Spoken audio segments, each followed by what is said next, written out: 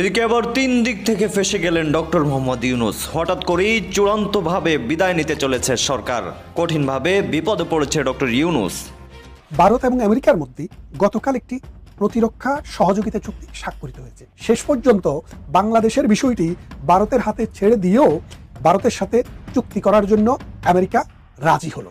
এই চুক্তির ফলে বাংলাদেশে কি হতে পারে? এখন এই মুহূর্তে ডক্টর মোহাম্মদ ইউনূস এবং তার উপদেষ্টা পরিষদ এবং সমন্বয়কারী যারা আছে তাদের কি হতে পারে? এদের কিছু অংশ পালিয়ে যাবে সেফ এক্সিট নিয়ে, বাট যারা পালাতে পারবে না। কোনো কারণে কি আওয়ামী লীগের সঙ্গে এনসিপির একটা সমঝোতা হতে চলেছে, সেটা পর্দার আড়ালে? সেই ক্ষেত্রে আওয়ামী লীগ এনসিপিকে কোনো প্রস্তাবনা দিয়েছে, কিংবা এনসিপি আওয়ামী লীগকে কোনো প্রস্তাবনা দিয়েছে, কিংবা সেরকম কোনো কিছু কি পর্দার আড়ালে হচ্ছে? তাহলে অধ্যাপক ইউনূস সরকারের জন্য বিপদ আরো বাড়তে পারে, কারণ অনির্বাচিত সরকার হওয়ায় দর্শক, দেশ পূর্বার্ধরে কিংবা কাছে যারা এই মুহূর্তে দেখছেন, আশা করি সবাই ভালোই আছেন। দর্শক, এই মুহূর্তে পাওয়া খুবই গুরুত্বপূর্ণ একটি ভিডিও আপনারা দেখতে চলেছেন। দর্শক, টাইটেল থাম্বনেল শিরোনাম দেখেই আপনারা বুঝতে পেরে গেছেন আসলে ভিডিওটি ঠিক কত গুরুত্বপূর্ণ। দর্শক, বর্তমানে দেশের পরিস্থিতি চলতেছে সেটা আমাদের অবশ্যই খেয়াল করা উচিত। যেহেতু আপনি ভিডিওটি ক্লিক করেছেন সেহেতু আপনাকে অবশ্যই ধন্যবাদ জানাই। তো দর্শক, কথা আর বাড়াবো না, চলুন আমরা সেই কাঙ্ক্ষিত ভিডিওগুলি দেখে আসি। তবে তার আগে বলবো, যারা এখনও আমাদের চ্যানেলটিকে সাবস্ক্রাইব করেননি অবশ্যই চ্যানেলটিকে সাবস্ক্রাইব করে রাখবেন, আর যারা অলরেডি সাবস্ক্রাইব করে রেখেছেন তাদেরকে অসংখ্য ধন্যবাদ। তো দর্শক, কথা আর বাড়াবো না, চলুন আমরা সেই ভিডিওটুকু দেখে আসি। রাজধানী কুয়ালালামপুরে গতকাল একটি প্রতিরক্ষা সহযোগিতা চুক্তি স্বাক্ষরিত হয়েছে। এই চুক্তিটি এমন একটি সময়ে স্বাক্ষরিত হলো যখন বাংলাদেশ একটি যুদ্ধাবস্থার মুখে রয়েছে, যখন বাংলাদেশে প্রতিনিয়ত পাকিস্তানের সেনাবাহিনীর ঊর্ধ্বতন অফিসাররা এসে ধন্না দিচ্ছে, যখন বাংলাদেশকে নিয়ে বিশ্বমণ্ডল আমেরিকা একটি নতুন প্ল্যান করেছে, যখন বাংলাদেশকে 1971 সালের পরাজিত শক্তিরা, মৌলবাদী শক্তিরা যখন বাংলাদেশকে গ্রাস করার চেষ্টা করছে, শেষ পর্যন্ত বাংলাদেশের বিষয়টি ভারতের হাতে ছেড়ে দিয়েও ভারতের সাথে চুক্তি করার জন্য আমেরিকা রাজি হলো। এই চুক্তির ফলে বাংলাদেশে কি হতে পারে? বাংলাদেশে যেটা হতে পারে যে এখন আমেরিকা ডক্টর ইউনূস সরকারের প্রতি যে সমর্থন আছে, ডিপ স্টেট, আমেরিকার ডিপ স্টেট বাংলাদেশে যে সহযোগিতা দিয়েছে সেটি এখন ভারতের হাতে চলে যাবে। অর্থাৎ ভারত যেভাবে চায়, ভারত যেভাবে বলে সেইভাবেই আমেরিকা সহযোগিতা করতে বাধ্য হবে। কারণ ওই চুক্তির মূল কথাই হচ্ছে ভারতের প্রতিরক্ষা, অর্থাৎ ভারতের প্রতিরক্ষা বিঘ্নিত হয় এমন কোনো বিষয়ে আমেরিকা কখনো সহযোগিতা করবে না। তাহলে ভারত মনে করে যে বাংলাদেশে যদি মৌলবাদী শক্তির উত্থান হয়, বাংলাদেশে যদি 71-এর পাকিস্তানপন্থী শক্তির উত্থান হয়, বাংলাদেশে যদি জঙ্গি শক্তির উত্থান হয়, তাহলে ভারতের সিকিউরিটির জন্য থ্রেট। সেই জন্যই ভারত আমেরিকার সাথে এই চুক্তিটি করেছে। যেমনটা আমি আমার বক্তৃতায় বলছিলাম যে 1971 সালে রাশিয়ার সাথে করেছিল, তখন রাশিয়াকে দরকার ছিল, এখন আমেরিকাকে দরকার। এই জন্য এই চুক্তিটি আমেরিকার সাথে হয়েছে। আমেরিকার সাথে এই চুক্তির ফলে বাংলাদেশের বিভিন্ন রাজনৈতিক শক্তি যেইভাবে যুদ্ধাপরাধের বিচার করছে, যেইভাবে বাংলাদেশকে আফগানিস্তান বানানোর জন্য ইসকনের বিরুদ্ধে কথাবার্তা বলছে।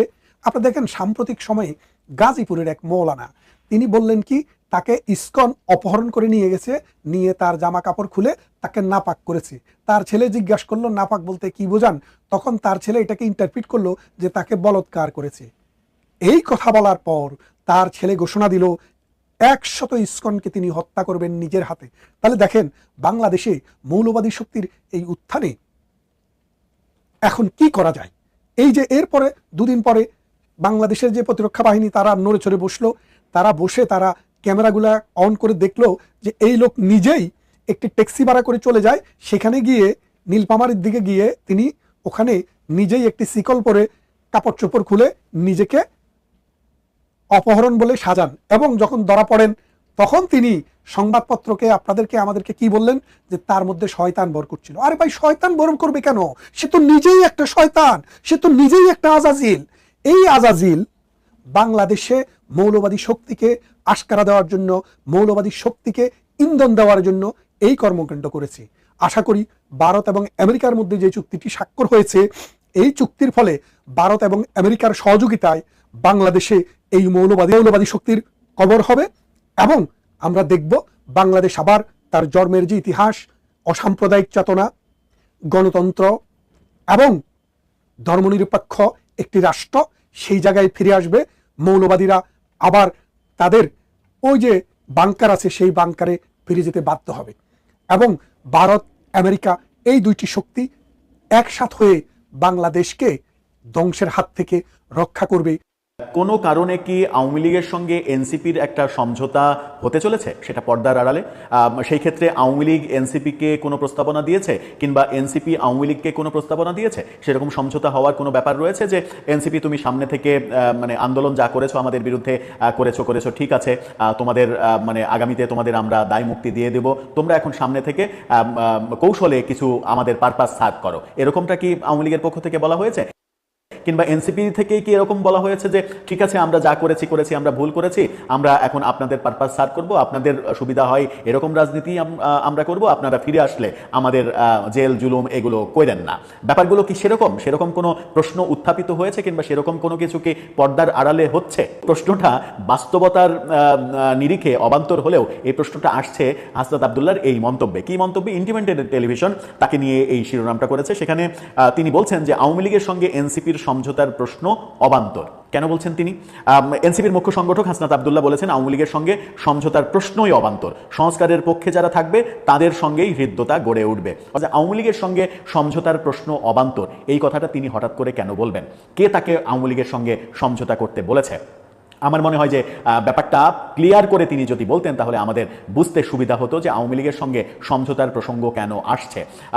আওয়ামী লীগের তরফ থেকে কি বলা হয়েছে যে আমাদের সঙ্গে সমঝোতা করো, তোমরা এইভাবে চলো, আমরা এইভাবে চলি, একটা হিসাব নিকাশ করি, পরবর্তীতে তোমাদের সঙ্গে আমাদের এটা হবে? কিংবা আওয়ামী লীগ কি এরকমটা বলেছে যে তোমরা এইভাবে চলো, আগামী ভোটে আমরা যেহেতু ভোট করতে পারছি না, আগামী ভোটে আওয়ামী লীগের ভোটগুলো আমরা তোমাদেরকে দেওয়ার ব্যবস্থা করবো যেন তোমরা অনেক বেশি সিট পাও? এরকম কোনো প্রস্তাবনা তারা পেয়েছে? সেই প্রস্তাবনার পরিপ্রেক্ষিতে তিনি বলছেন যে আওয়ামী লীগের সঙ্গে সমঝোতার প্রশ্নই আসে না, এটা অবান্তর। কোনো না কোনো ঘটনা ঘটেছে। এখন জানার বিষয় হচ্ছে যে এই কোনো না কোনো ঘটনাটা কি? যখন তারা জুলাই সনদে স্বাক্ষর করলো না, বিএনপি জামাত ঘটা করে জুলাই সনদে স্বাক্ষর করলো, এখন বিএনপি মনে করছে যে সেটা তাদের ভুল হয়েছিল, সরকার তাদের সঙ্গে প্রতারণা করেছে, বিশ্বাসঘাতকতা করেছে। সেরকমটা যখন বিএনপি ভাবছে এবং মানে এনসিপি যখন স্বাক্ষর করেনি, তখন সামাজিক যোগাযোগ মাধ্যমে ব্যঙ্গ করে অনেকেই এরকম লেখালেখিও করেছেন যে এনসিপি বুদ্ধিমানের কাজ করেছে, যে জুলাই সনদে স্বাক্ষর করা মানেই তো মানে একেবারে লিস্টেড হয়ে গেল, আওয়ামী লীগের কাছে লিস্টেড হয়ে গেল যে কারা কারা এতে স্বাক্ষর করেছে, সুতরাং আওয়ামী লীগের আর আলাদাভাবে লিস্ট করতে হবে না। সেই লিস্টে নিজেদের নাম এনসিপি রাখতে চায়নি, বরং তাদের জন্য একটা সুবিধাজনক পরিস্থিতি হলো আওয়ামী লীগ ভবিষ্যতে আসলে তাদেরকে বলতে পারবে যে জুলাই সনদে তো আমরা সই করিনি, সুতরাং তোমাদের মানে লিস্টে আমি নেই। এরকম মানে ট্রল, এরকম মানে কমেডি লেখালেখি আমরা দেখেছি।